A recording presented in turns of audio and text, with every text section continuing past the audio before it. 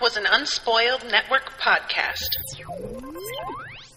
This is Spoil Me, covering the 5th season.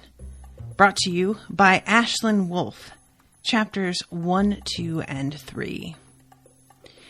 In these chapters, we learn about a strange land called the Stillness, and some people who I thought only had earth magic, but it turns out seem to be able to do a little bit more than that. Welcome to Spoil Me.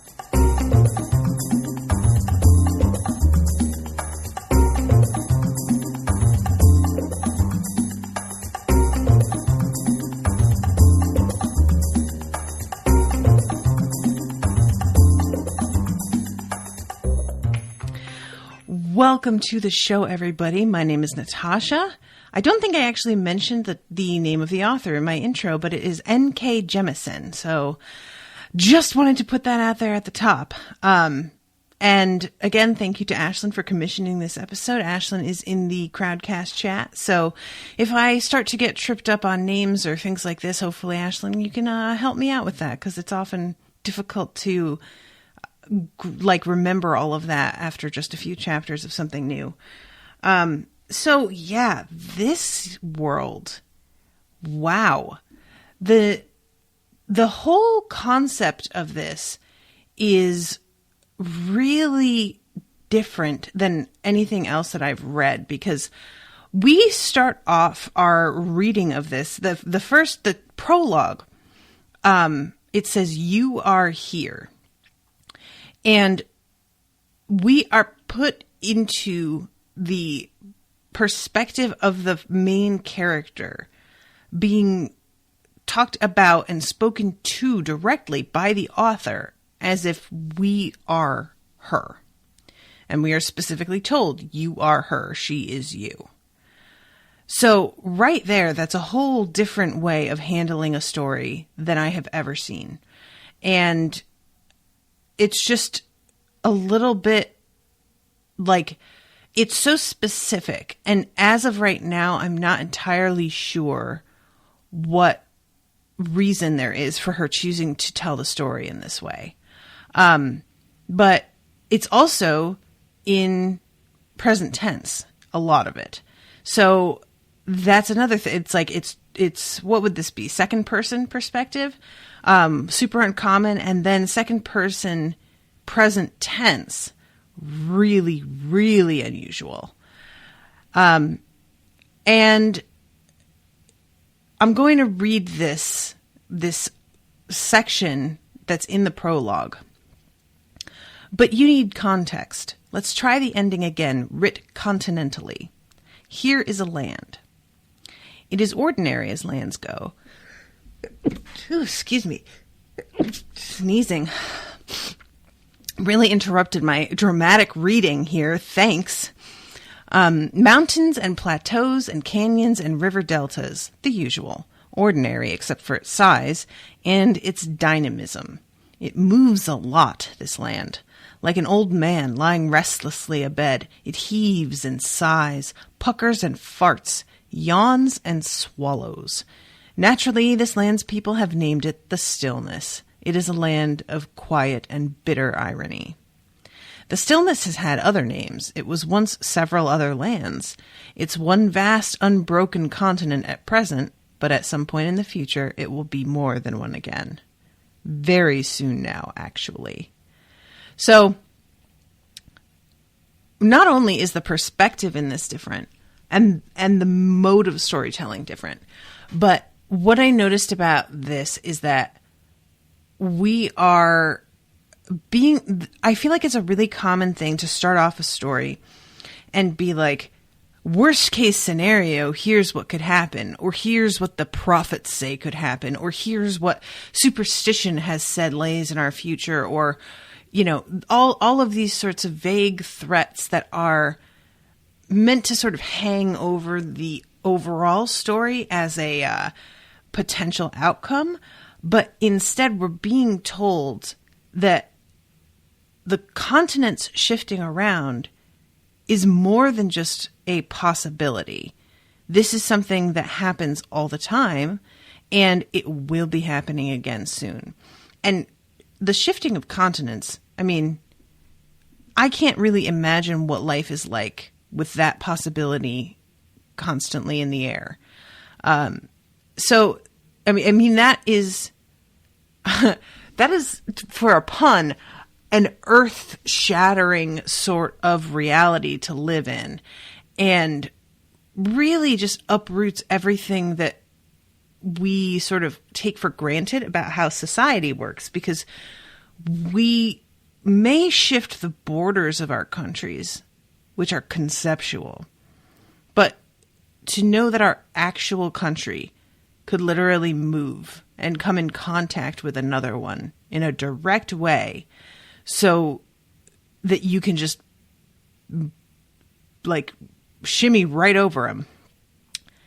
That's crazy town. Like, I just can't really imagine.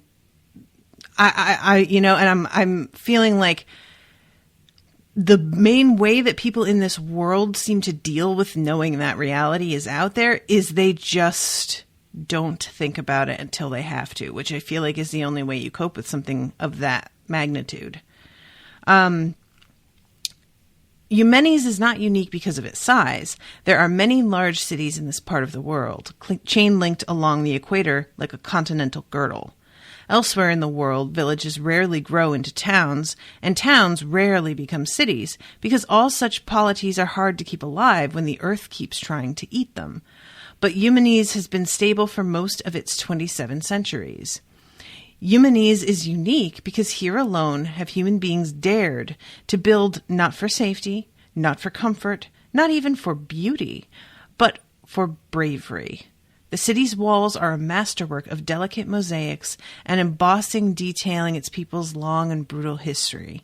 The clumping masses of its buildings are punctuated by great high towers like fingers of stone, hand-wrought lanterns powered by the modern marvel of hydroelectricity, delicately arching bridges woven of glass and audacity, and architectural structures called balconies that are so simple yet so breathtakingly foolish that no one has ever built them before in written history. In parentheses, but much of history is unwritten. Remember this. So then we go into this really specific, and I'm still trying to wrap my head around what this could possibly mean. Here is a man who will matter a great deal.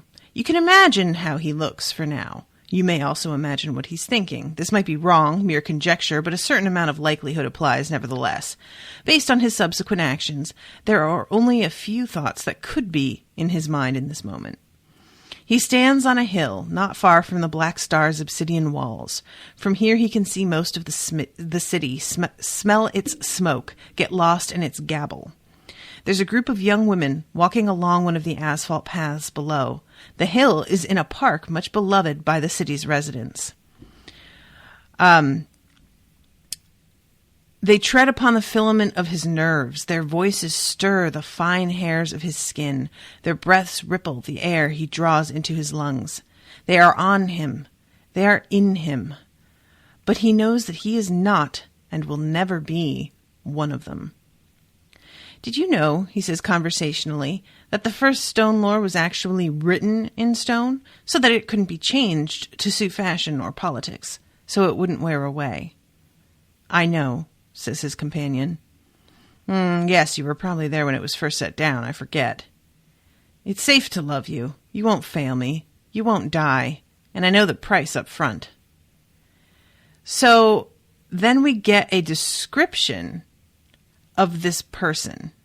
His face aches from smiling, and it is always important to include the eyes, otherwise people will know you hate them. Here's the description of his companion. Beside the man stands a woman of sorts. Her emulation of human gender is only superficial, a courtesy. Likewise, the loose drape-like dress that she wears is not cloth. She has simply shaped a portion of her stiff substance to suit the preferences of the fragile, mortal creatures among whom she currently moves. From a distance, the illusion would work to pass her off as a woman standing still, at least for a while. Up close, however, any hypothetical observer would notice that her skin is white porcelain. That is not a metaphor. As a sculpture, she would be beautiful if too relentlessly realistic for local tastes. Most humanescents, this is a really long word, humanescentes, okay, prefer polite abstraction over vulgar actuality. When she turns to the man, slowly, stone eaters are slow above ground except when they aren't. This movement pushes her beyond artful beauty into something altogether different. The man has grown used to it, but even so, he does not look at her. He does not want revulsion to spoil the moment. "What will you do," he asks her, "when it's done? Will your kind rise up through the rubble and take the world in our stead?" "No," she says. "Why not? Few of us are interested in that. Anyway, you'll still be here." The man understands that she means you in the plural. Your kind. Humanity. She often treats him as though he represents his whole species. He does the same to her. You sound very certain." She says nothing to this. Stone eaters rarely bother stating the obvious. He's glad because her speech annoys him in any case. It does not shiver the air the way a human voice would. He doesn't know how that works. He doesn't care how it works. But he wants her silent now. So, then we have a moment of him thinking about how there are other people who are slaves that he can't free, that he has tried to free them in the past, and it hasn't worked. And I don't know if this is a literal slavery in like actually taking people prisoner and forcing them to work against their will, or if this is a mental slavery rather than like something physical, or if this is a metaphorical slavery. He can, however, make their suffering serve a cause greater than one city's hubris and one empire's fear. So I'm just, okay, I'm getting ahead of myself because I want to talk about this, but I want to mention what happens. He reaches up for power. He takes all that, the strata and the magma and the people and the power, in his imaginary hands. Everything. He holds it. He is not alone. The earth is with him. Then he breaks it. So, here goes a man who manages to break this whole continent by himself, which is what? Like, all right. Knowing people have earth magic, that's one thing. Knowing people can cause a minor earthquake, that's one thing. This man, it says, the line is deep and raw, a cut to the quick of the planet. Yo! How though? That shouldn't be allowed. That shouldn't be allowed. I'm just so like, I am caught off guard with that. So I just, guys, it's hard for me to wrap my brain around this kind of power and one man having it. It seems like he's trying to imitate being a person, but he isn't a stone eater, which is what the woman who is made of stone and the person that we see born of stone are. So I'm assuming that he's another one of the Oreadics. Is that how you say it? I'll come to that in a minute. But it feels like he has way more power than any of the ones that we have seen so far. And that could be because he innately has more power. Or it could be because he has accepted it and is actually channeling it and training himself in a way that that just sort of it just makes him more of a honed weapon than people who are constantly fighting against doing this. But yeah, it causes like a huge rift that will wind up affecting everyone. It's just, guys, this is such a massive, and I mean, it's not like she doesn't warn us at the beginning of the prologue. She says, let's start with the end of the world, shall we?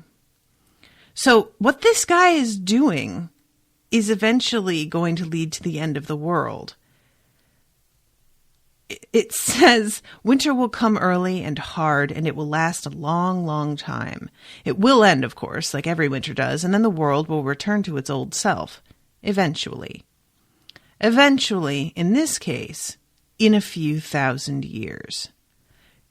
Yo. This is no fucking joke. We get a description of some obelisks that are simply floating above the city and nobody really pays any attention to them. Beautiful and a little terrifying. It's obvious that the obelisks are nothing natural. It is equally obvious that they are irrelevant. Awesome, but purposeless. Just another grave marker of just another civilization successfully destroyed by Father Earth's tireless efforts. There are many other such cairns around the world.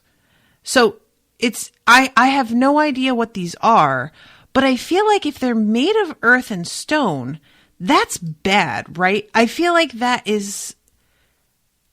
Obviously, these are potential weapons for somebody that could control them, which... I mean, that's basically, you've got giant hovering bullets in the air, right? And I guess, when you think about it, I mean, I guess it's no more dangerous than having the literal entire earth at your fingertips. But there's something about them already being airborne and like hovering above everyone's heads in the way that they are that makes me feel like way more threatened by them than I would by the ground beneath my feet. Like, there's no hiding from that. Even though there really is no hiding from an earthquake. I mean, you can protect yourself as best you can from the effects of like falling buildings and things like that. But there's a giant ash cloud that's about to create a winter that lasts for thousands of years.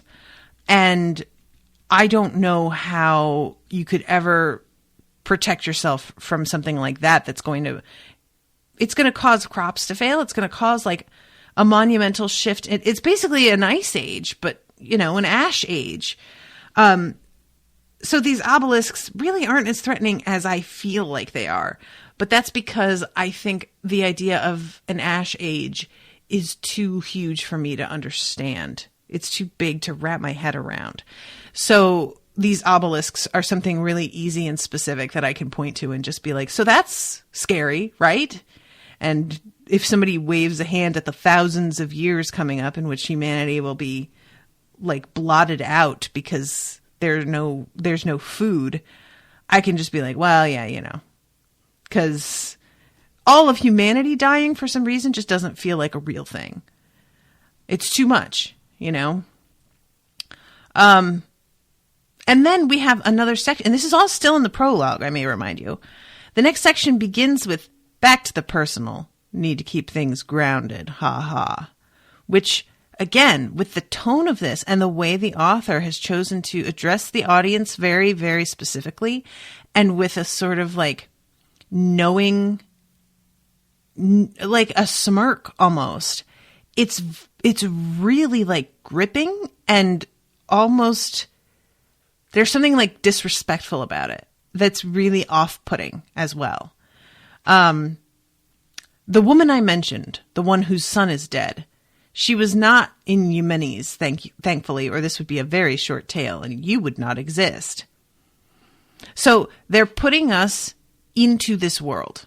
We're on Stillness, according to this author. And we are descendants of this woman. This is, again, so specific. The descriptions of where she lives Her family, the woman's name is Essun. She is 42 years old. Tall when she stands, straight-backed, long-necked, with hips that easily bore 2 children and breasts that easily fed them, and broad, limber hands. Strong-looking, well-fleshed. Such things are valued in the stillness.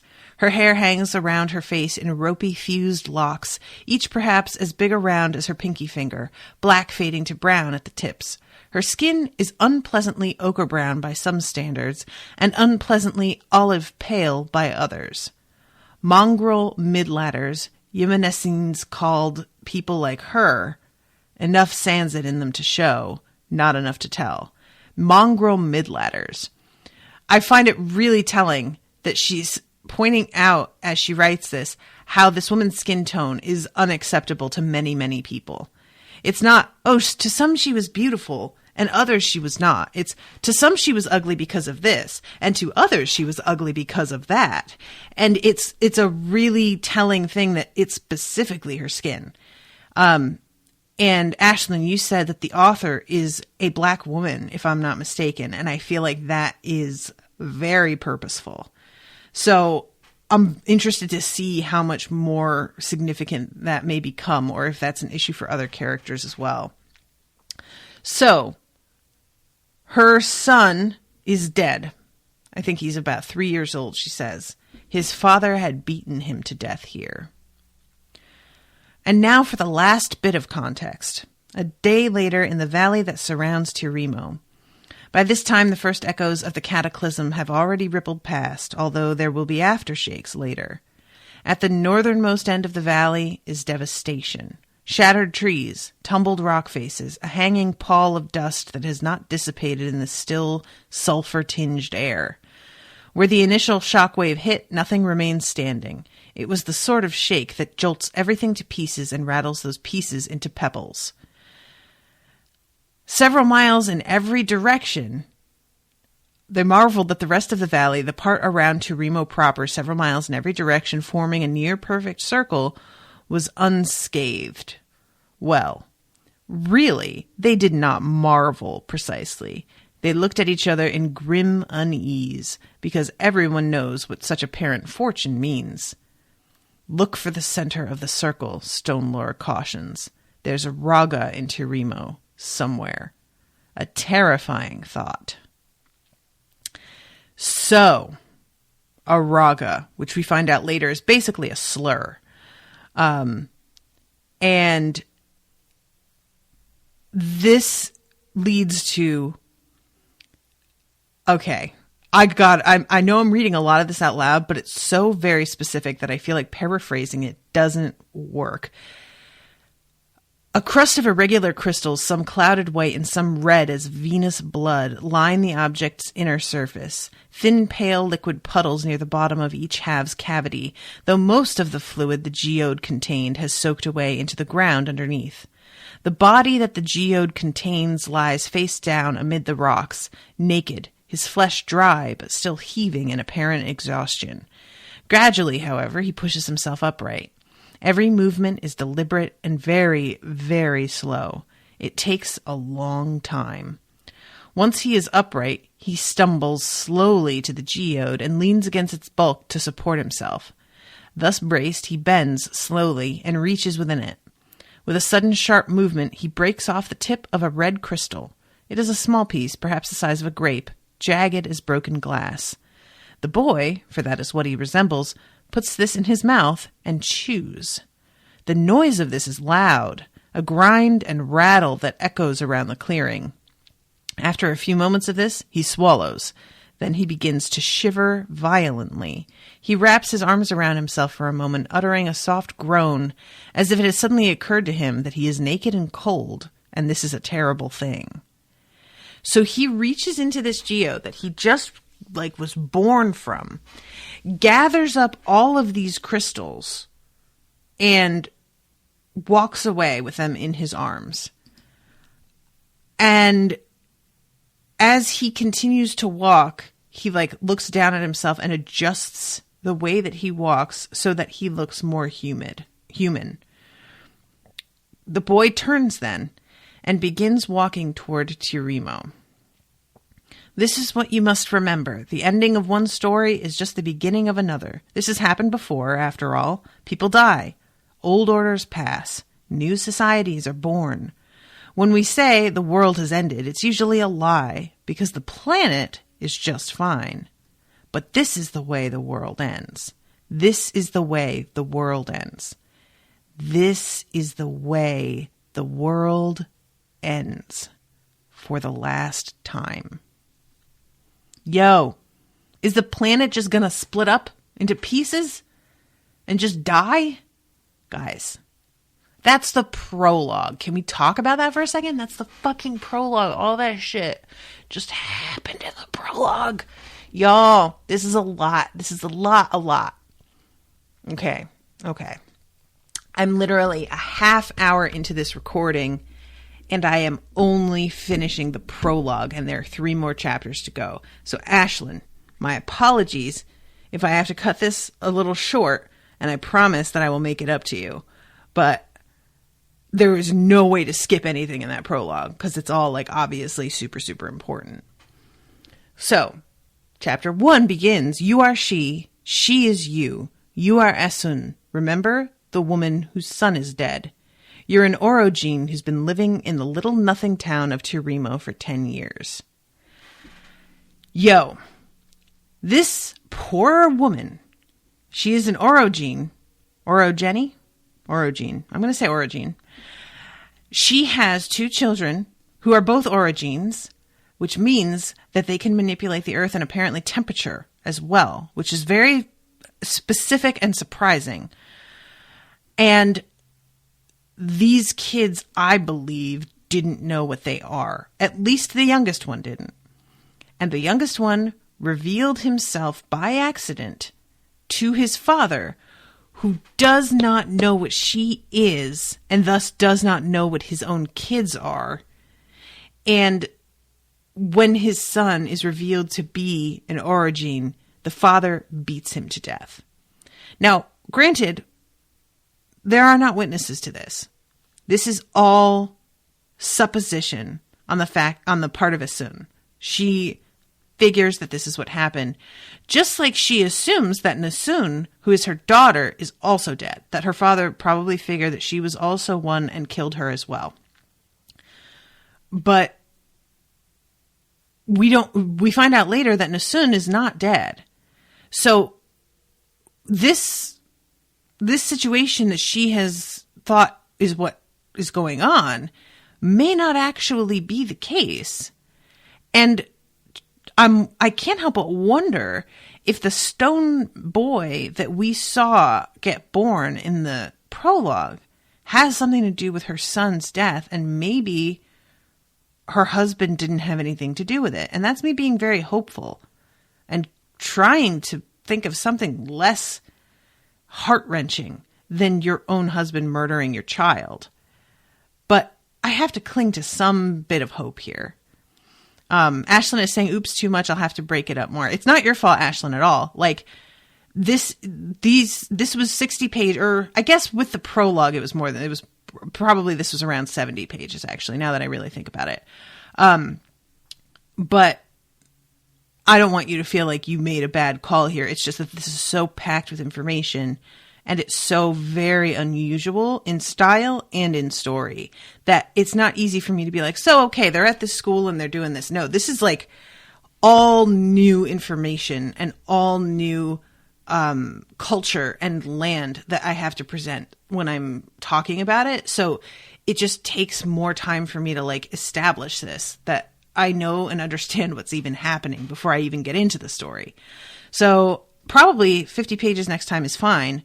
But this is sort of actually in many ways reminding me of Parable of the Sower, in that she is setting up an entire new universe. Even though that universe is set in our world in Parable, it's so new, it still requires me to go over things like this.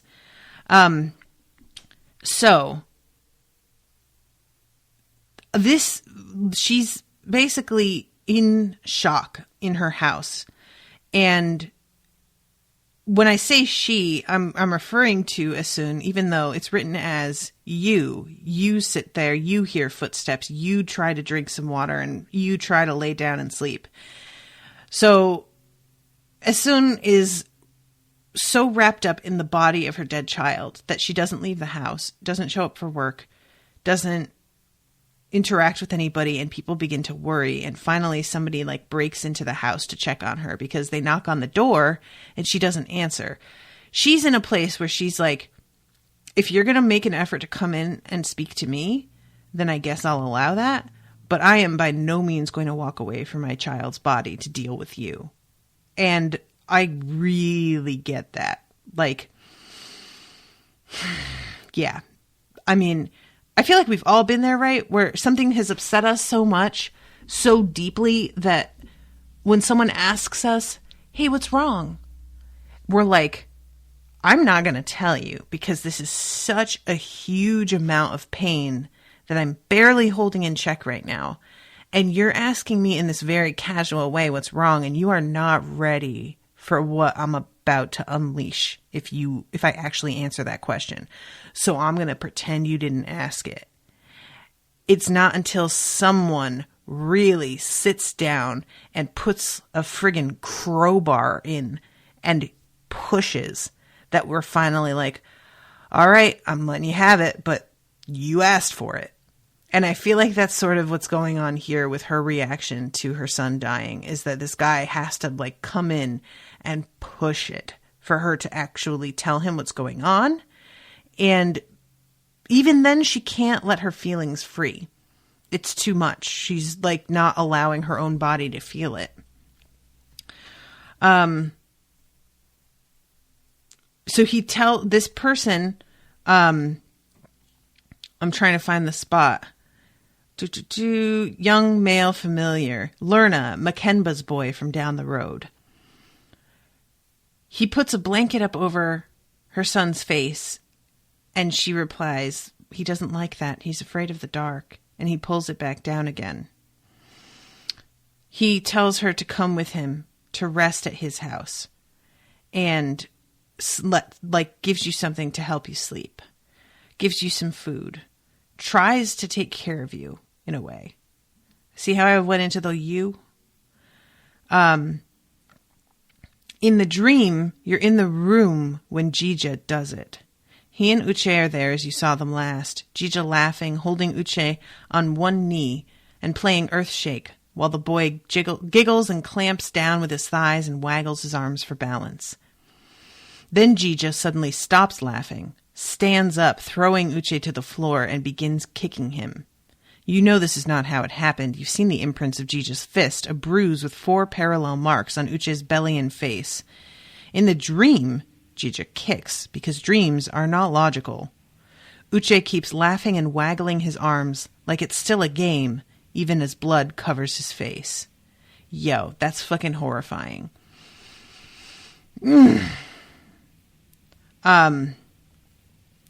So we have her like beginning to sort of come back to herself and get the news that something happened up north. There's been a shake, that we didn't feel anything here, but in Sume, the whole town has gone down. And whatever it was would have collapsed the house on Uche, so you put something in its way, a breakwater of sorts composed of your focused will and a bit of kinetic energy borrowed from the thing itself. Doing this required no thought. A newborn could do it, although perhaps not so neatly. The shake split and flowed around the valley, and then moved on. Yo. Did it without even thinking about it? Protected the whole valley? The whole valley without barely... You know, I'm saying earlier that this guy who broke the world in half had more power than we're... But maybe not, because that took her no effort. It's so easy, and newborn could do it. But... So maybe if she really did put her mind to it, she could break the earth apart. Jesus Christ. Rask isn't letting anyone in or out. It's not a full-on lockdown, but I was going to head over to Sume to see if I could help. Rask said no, and then he set the damn miners on the wall to supplement the strongbacks while we send out scouts. So they're locking things down because they know that one of these origines is in the town, and they don't want to mix up the population because they're going to try and figure out who it is. Which, I mean, I'm not sure how they make that assessment, how they figure out who it is, but it seems like later on they figure out that it's her because of the death of her son, which that rumor has already begun to circulate that that's what's happened. So I guess they're putting the pieces together that probably the son was killed because of what he was. And this guy, it's such a shame because he is trying to help and he gets you out, but it's not like he's part of this whole thing. Okay, I'm about to get really emotional and I just need you all to like bear with me here for a second. Okay. Lerna, which is his name, Lerna says that he's not going to tell Rask anything about what you are. And he says that he's going to find Erin, the spokeswoman for the resistant use caste. Lerna was born a strongback, but when he came to Tirimo after becoming a doctor, the resistance adopted him. The town had enough strongbacks already, and the innovators lost the shard toss. Also, you've claimed to be a resistant. So there's a lot happening in that paragraph. Use cast, the strongbacks, we hear about in a later chapter. And for some, like, it's hard to know yet how they determine who is what, if it's by appearance, if it's by, like, build, or if there's something about, like, if there's something other than that they can sense who.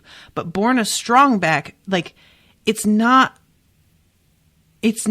really, it doesn't sound like it's something that is genetic. It sounds like something that is assigned because it's called use cast. So I guess it's just being born into a certain family. Like it's a bloodline thing, but not in terms of genetics. It's a bloodline thing in terms of like class. And yeah, all right. So I'm getting ahead of myself here, but when we see the strongbacks again later, it's clear like these are not people with a lot of options. So the resistance, I'm not sure if they are on behalf of the origins, if they care about the origins, or if that's like a whole separate, or if they are simply resistant among themselves because they are considering themselves to be like enslaved. Strongback really sounds like it's enslaved, right? Like there's that term is just something that you say about a physical worker. So you whisper to no one in particular, I have to go now, because you do. You need to find Jija, and anyway, you know better than to linger. The townsfolk will be coming for you soon. So, Chapter 2, Damaya in Winter's Past. Damaya is a young girl who has found out that she is an origin. Mother and father are giving her up because of this. Now, it seems like origins don't just happen. It seems like origins are genetic because of the fact that Essun had 2 children who both were. But both her parents appear to be shocked by this. So I don't know if she's adopted or what. There's no way that they both had no idea. And there's no way, unless her father is one and he's just hid it really well and he's willing to sacrifice his child to keep his own cover.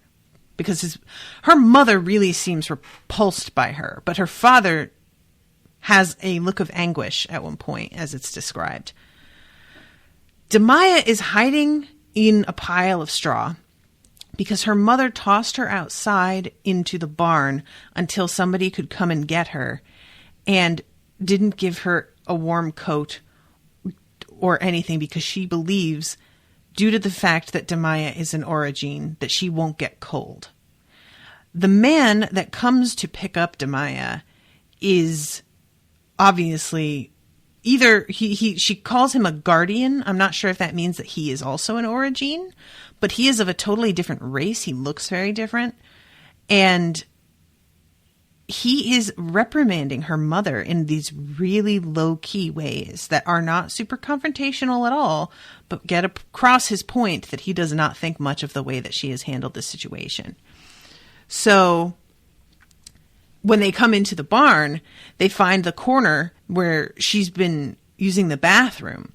And her mother says something about, like, I squatting on the ground like an animal, I raised her better. And he's like, well, is there a toilet in here? Did you give her a bucket?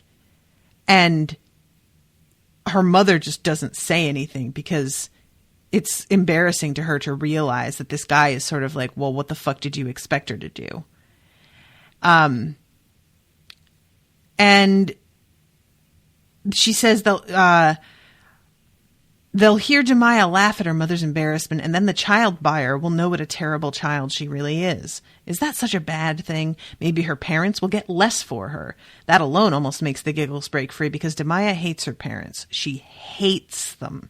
And anything that will make them suffer makes her feel better. So the child buyer, as it turns out, does not plan to buy her. She's being given away.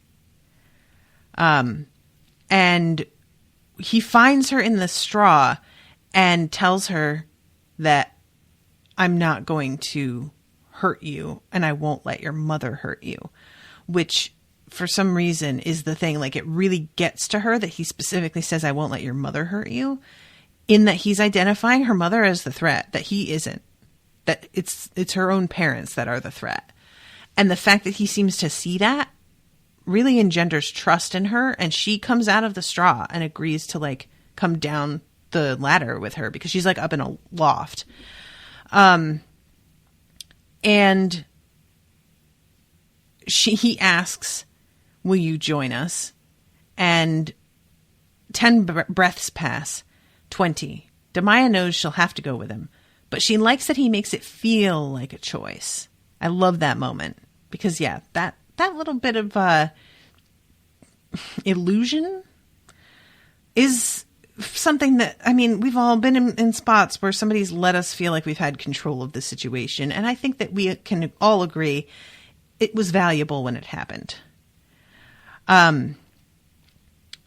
So let's see. Duty first, he says cryptically. She touches the back of her head, confused and still feeling the lingering sensation of his fingers' pressure.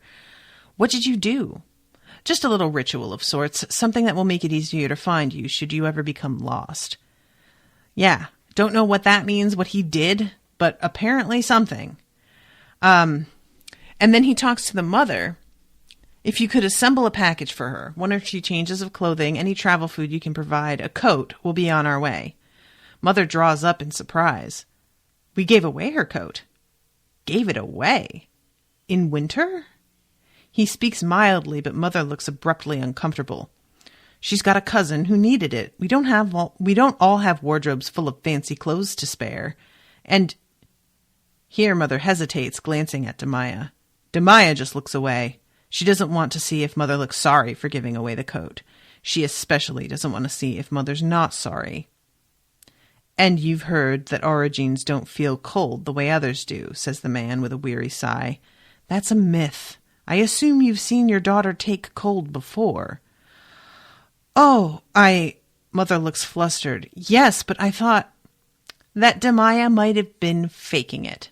That's what she'd said to Damaya that first day after she'd got home from creche and while they were setting her up in the barn. Mother had raged, her face streaked with tears, while Father just sat there, silent and white-lipped. Damaya had hidden it from them, Mother said, hidden everything, pretended to be a child when she was really a monster. That was what monsters did. She had always known there was something wrong with Damaya. She'd always been such a little liar. Yikes, guys. Yikes. Like, your parents giving you away is bad enough.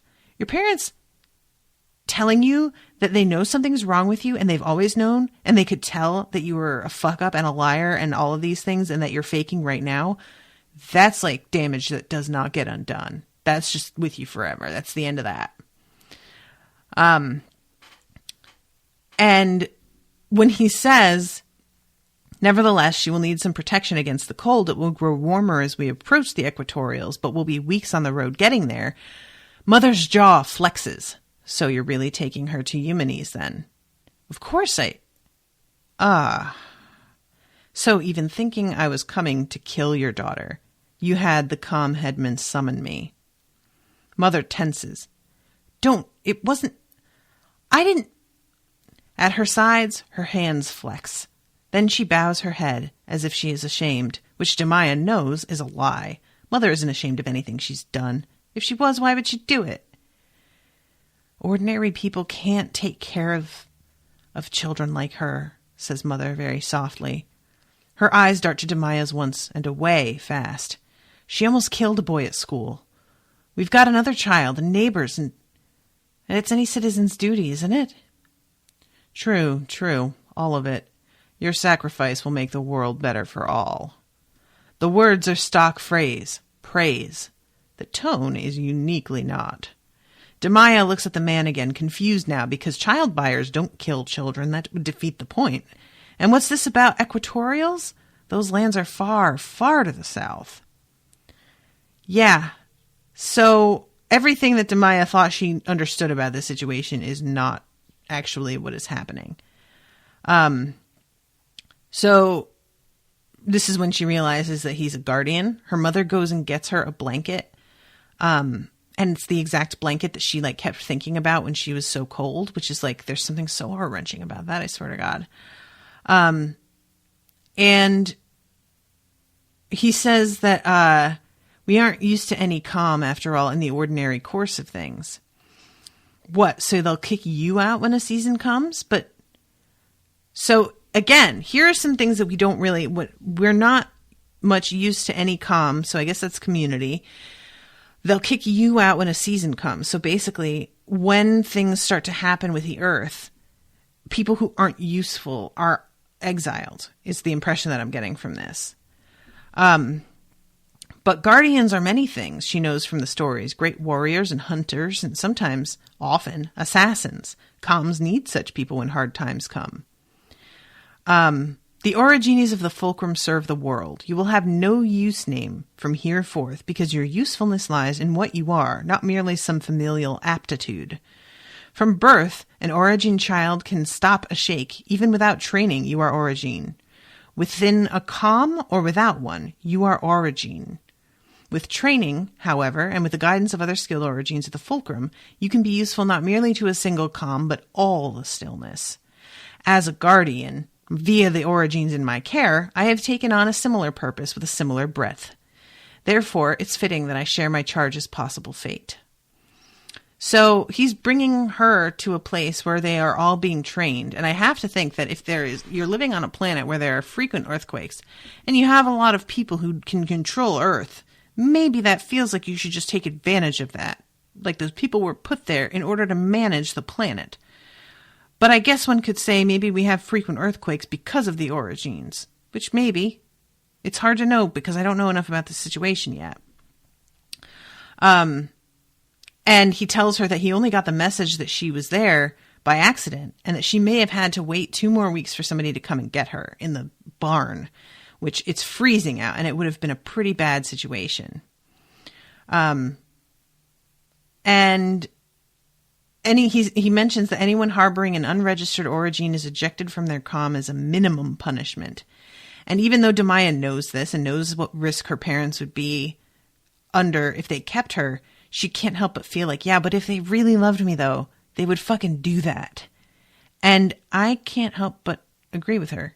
Like, you know, this is one of those things where it really is like they're choosing the other child and their own welfare in the community over their other child, which to a degree, I mean, this guy, he seems to be, as much as he doesn't like to, he seems to be siding with her parents simply because he knows that hiding her forever is not an option. Like, if it were the way that she's looking at it, where she can just, you know, pretend that she's not this origin and that she can hold her power in place and not use it, that they should be able to keep her safe and hidden, then yes, I would fully agree with her.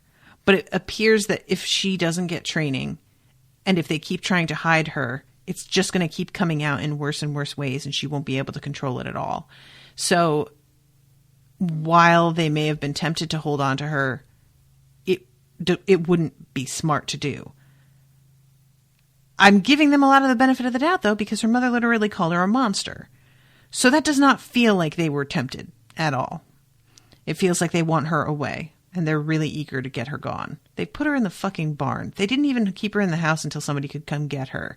They put her in the barn without clothing, without a bathroom, without food as far as I know. And we get to see what happened is some kid is like bullying her at school. And that's when she like pulls the heat out of the air and almost freezes the guy. So thankfully he doesn't die, but it was a really near thing. And that's how she gets revealed to be what she is. So it's not even like her parents discovered it because she did something at home. This happened on the playground in front of a bunch of people. There's no escaping that. Everybody knows, right?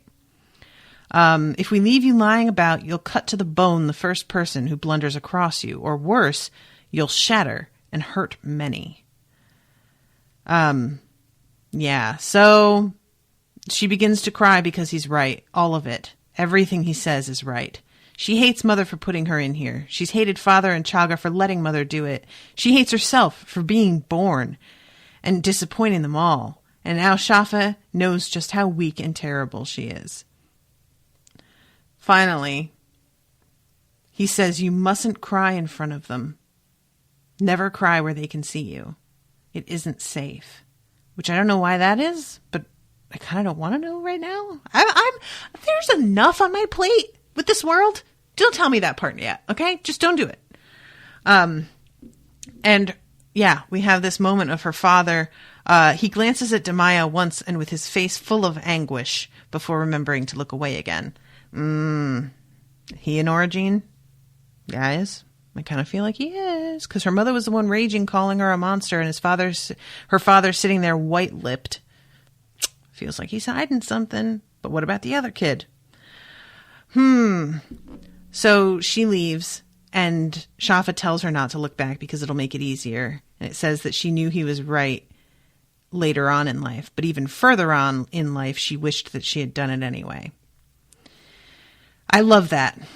Like, you can grow up enough to realize that something was wrong, and then grow up even more and realize, yeah, it might have been a bad idea, and I still wish I'd done it. Like, that's just fucking true, man.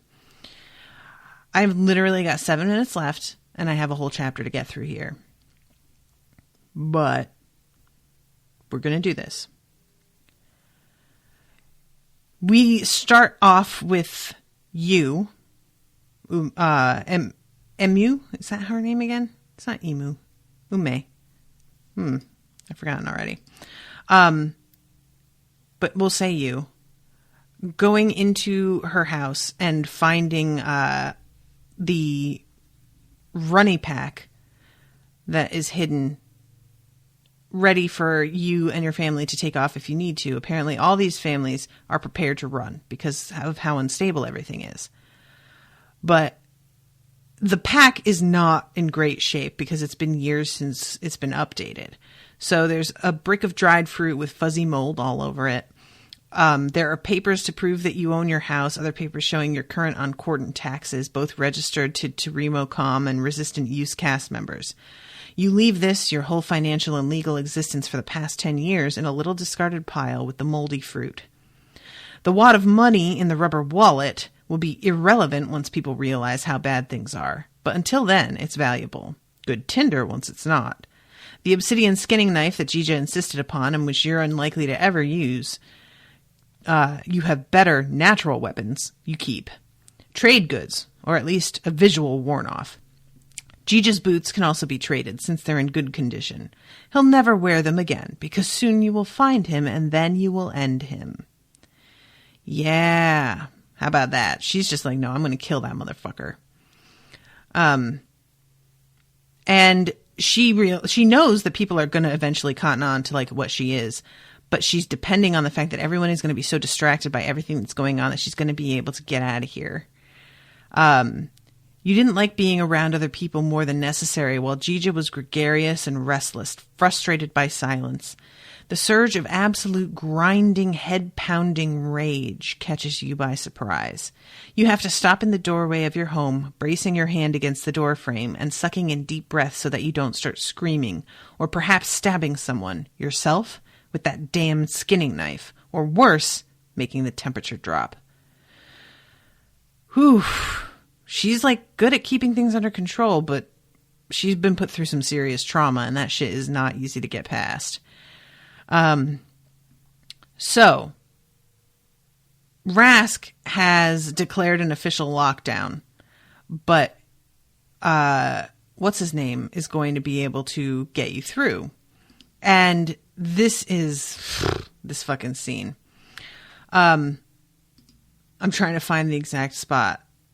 Rask's office is actually a small house nestled between yada, yada, yada. All right. Because Lerna talks too much, you know where Rask hides when he doesn't want to be disturbed. It's in Terimo's library, which is this like tiny little, it's like something that nobody uses, that nobody really wanted except for a couple people. And so they built this like pathetic, sad, tiny library that nobody has visited since it was built. There's no one here to peek inside it except Rask, who's curled up on a tiny pallet at the back of the shack where the shortest shelves leave a space just wide enough for his body. And when Rask gets interrupted, at first he's like really cranky. And then he finally sort of like comes to himself. And it turns out that he has been informed of what she is, or at least has put the pieces together. And he kind of flips out at seeing her there, but when she says that she's not going to hurt anybody, he kind of calms. And she asks if he knows where Jija went, and he realizes that you're asking because Jija is the one who killed your child. Nobody saw which way Jija went. People have talking about it because it's easier than talking about, and he sort of just gestures around. Some people saw Jija load up your horse cart and go off with Essun. Your thoughts stutter. With Essun? Yeah, with her. Why? Oh, shit, she's one too? You try not to start shaking. You do clench your fists in an effort to prevent this, and the earth far below you feels momentarily closer. The air immediately around you cooler before you contain your desperation and joy and horror and fury. I didn't know she was alive, is all you say, after what feels like a very long moment. Oh, Rask blinks, and that compassionate look returns. Well, yeah, she was when they left anyway. Nobody knew anything was wrong or thought anything of it. Yikes. And he asks if Jija has ever hit you before, and you say never. And it, like, somehow, I love this. It might have been easier to bear somehow if Jija had been violent beforehand. Then you could have blamed yourself for poor judgment or complacency, and not just for the sin of reproducing. So, I need you to get me a gate pass. Done. You know you can't come back. I know. I don't really want to. This is when he says that he had a sister and that somebody realized that she was an Origine and they came and took her in the night. So he knows that this runs in his family, and he says this is why he never wanted kids, because he didn't want to risk that happening. And so he has a lot of sympathy for you. So you get brought to the gate. Oh, man. All right. I'm trying to keep myself under control here because I'm almost at the end of this time that I've given myself. But guys, this is like a lot. You get to the gate and people are looking at you suspiciously and figuring it out. The way he's looking at you makes your skin tighten. A couple of the other strongbacks are watching too, glancing from Kara to Rask and back, ready to follow someone's lead. One woman is openly glaring at you, but the rest seem content to glance at you and away in quick slashes. Tell the people to open the gate for a minute, will you? Think that's a good idea, Rask? Yeah. Rask gets in his face and makes him. And you walk through this little opening because they can't open it the whole way because it's this giant stone gate. And she gets through.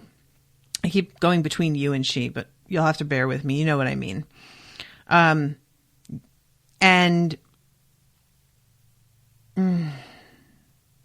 Thanks, you mutter, meaning it to cover many things, because Rask didn't have to help you. He's damaged himself by doing so. The gate minders respect him less now, and they'll talk. Soon everyone will know he's a Raga lover, which is dangerous. Headman can't afford that kind of weakness when a season's coming on, but for the moment what matters most to you is this moment of public decency, which is a kindness and an honor you never expected to receive. He nods uncomfortable as well and turns away as you start toward the gap in the gate. You see her, mostly out of the periphery of your vision. Then everything happens too fast to think, and because you don't think, because you've been trying not to think, and this means you're out of the habit, because thinking means you will remember that your family is dead, and everything that means happiness is now a lie, and thinking of that will make you break and start screaming and screaming and screaming. And because once upon a time and in another life you learned to respond to sudden threats in a very particular way, you reach for the air around you and pull and brace your feet against the earth beneath you and anchor and narrow, and when the woman fires the crossbow, the bolt blurs towards you. Just before the bolt hits, it bursts into a million glittering frozen flecks. Naughty, naughty, chides a voice in your head, the voice of your conscience, deep and male. You forget this thought almost the instant it occurs. That voice is from another life. Yeah, so then Kara, who is the one in charge of the gate, just drops all pretense and says, kill her, shoot her again, kill her. And Rask realizes what's happening, turns around, and sort of tries to come to your aid. But it's too late. You have lost control. And Rask says you can't. And this moment, he shakes his head as if denial will stop this, taking a step back and then another. Essun, you killed him, you say to Rask. This is not a rational thing. You mean you, plural, even though you're speaking to you specific. Rask didn't try to kill you, had nothing to do with Uche, but the attempt on your life has triggered something raw and furious and cold. You cowards, you animals who look at a child and see prey. Gija's the one to blame for Uche. Some part of you knows that, but Gija grew up here in Tirimo. The kind of hate that can make a man murder his own son came from everyone around you. Rask inhales. Essun, and then the valley floor splits open. Yo, this moment. I'm over time, but I'm just going to be over time. Just give me a second. This moment.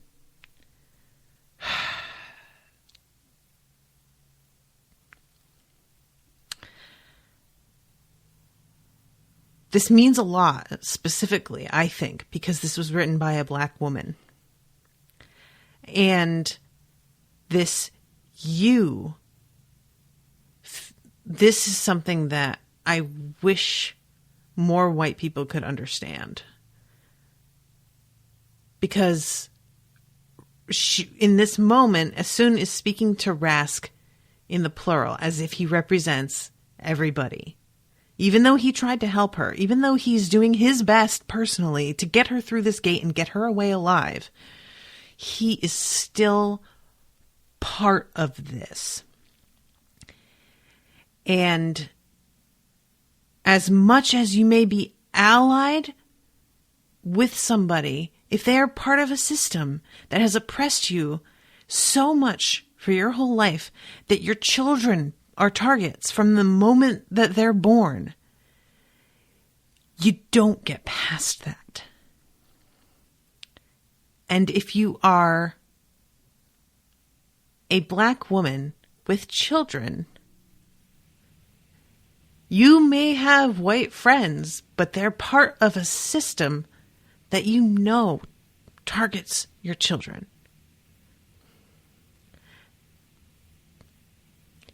And they may be your friend, and they could even be your spouse, which is the worst part.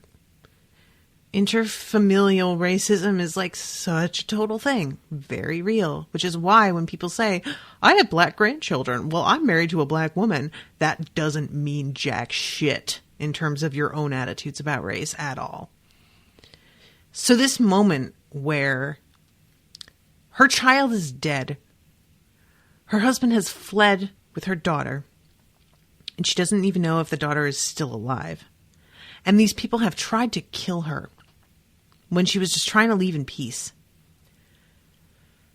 And she fucking turns and sees Rask as just part of this whole thing, despite the fact that he tried to help. Is so tragic, yet deeply understandable. And it just feels unjust in this, like, this one instance is unjust. It is. Because he's trying. But you can't blame her either. Because she is being targeted, and so are her children in this way. And she has this defense up now that it's too broad to be controlled. And really, there comes a point where if you're defending yourself at that level, you can't be expected to have absolute control on who you're defending yourself from. It's, you know, it's like a bomb goes off. You don't get to pick who gets killed because of a bomb, but you have to pull the tab because somebody is about to come at you. So Rask gets frozen to death, and so do some birds, and so does Kara. And you crack open the ground and drain the aquifer, which winds up killing this community in the long run, although they don't know about that right away. And people start to run out of their houses and run into the street because they don't realize what's happening. They think that this is an actual earthquake because they aren't clear yet on what's going on.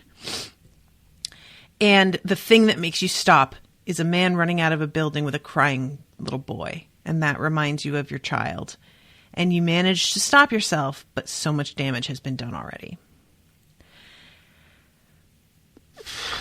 I gotta tell you guys, I'm writing something, and I wrote a scene that's like weirdly similar to this. In some ways, but yeah, this is the ending of this chapter. Is there's no one between you and the gate now. The gate minders who could have fled. Besides Rask and Kara, several more were too slow to get away. You shoulder the runny sack and head for the gate opening, scrubbing at your face with one hand. You're smiling too, though, and it is a bitter, aching thing. You just can't help acknowledging the irony of the whole thing. Didn't want to wait for death to come to you. Right. Stupid, stupid woman. Death was always here. Death is you. That's the end of chapter 3. So this is a lot. Thanks, Ashlynn, for breaking my heart a little bit. This is really good. And I have no idea what's going to happen next. I just, like, nothing. No ideas. Oh, you guys, it's just a lot. But I have to sign off now. Got a packed day today, guys. But thank you again, Ashlynn. Is there anything that you want to ask me that you want me to cover before I sign off? I don't have a lot of time, but I will answer a question if you've got one in mind for me here. Ooh, man. And I imagine that this is just going to get more and more because, like, you know, we've already got caste systems in this world. And now we have, like, a whole other, like, race of people. Like, race isn't even right. That's too, like, because we have different races in this world as well. This is different. I gotta work, but I can't wait till Friday, and I have too much to say. Fair. Same. Yeah, so, guys, I'm just really looking forward to what's next in this. So, I'll keep you all posted. And if you are interested in commissioning an episode to cover this book, you can go to unspoiledpodcast.com/shop.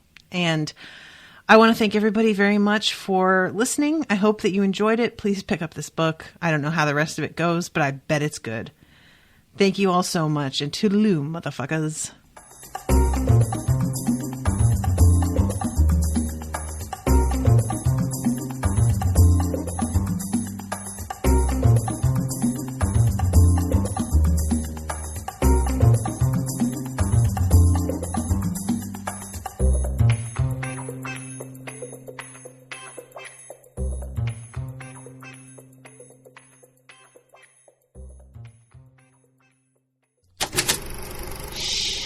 That was an Unspoiled Network podcast.